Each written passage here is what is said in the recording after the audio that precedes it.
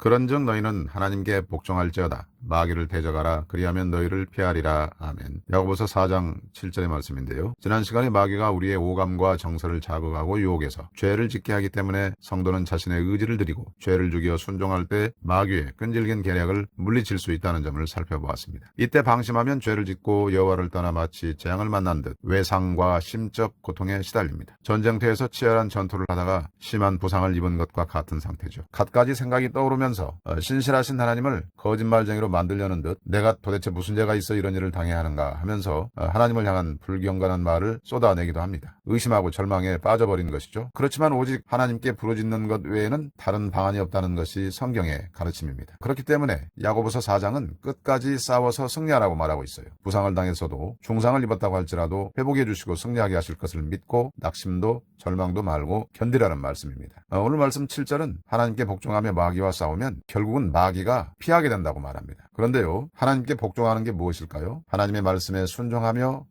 겸손히 아뢰고 하나님의 섭리에 맡기는 게 복종 아니겠습니까? 아이가 엄마 아빠의 손을 꼭 붙잡는 것 같은 믿음으로 완전히 맡기는 것입니다. 어떤 상황일지라도 하나님의 뜻이 있을 것을 믿어 의심하지 말며 간구하고 기도하는 것인데요. 한마디도 못할 것 같은 힘든 상황이라도 믿고 구하라는 말씀입니다. 성령께서 감동을 주시고 기도할 내용을 알려주십니다. 우리의 연약함을 보시고 도우시기 때문에 믿음의 기도를 드릴 수 있다는 것입니다. 간절하게 드리는 믿음의 기도 속에는요, 자신의 죄에 대한 인정과 고백 그리고 은혜를 회복해 주시기를 간청하는 내용이 담겨야 하는데요. 이런 기도야말로 영혼의 비상사태 속에 성령께서 이끄시는 아주 특별한 기도라 할 수 있겠습니다. 내가 의도해서 하는 기도가 아니고요. 철저히 성령께서 이끄시는 비상한 기도입니다. 결론적으로 어떤 상황을 만나더라도 하나님을 신뢰에 의지하면서 믿음을 끝까지 지키면 대적 마귀는 물러설 수밖에 없고요. 성도는 구원받는 것입니다. 그리스도께서는 주님 앞에 나오는 자들을 내쫓지 않으십니다. 회개하고 돌아올 때 긍휼로 죄를 용서하십니다. 우리는 이 사실을 잊지 말아야 할 것입니다. 신앙생활은 들쑥날쑥하게 마련입니다. 일평생 똑바로만 할 수는 없죠. 밝을 때도 어두울 때도 있습니다. 은혜가 넘칠 때도 있고 침체가 올 때도 있죠. 그 어떤 경우라도 통행하시는 임마누엘 하나님이 계시다는 사실을 잊지 말라는 말씀입니다. 마귀는 끝까지 견디면 결국 포기하고 물러날 수밖에 없습니다.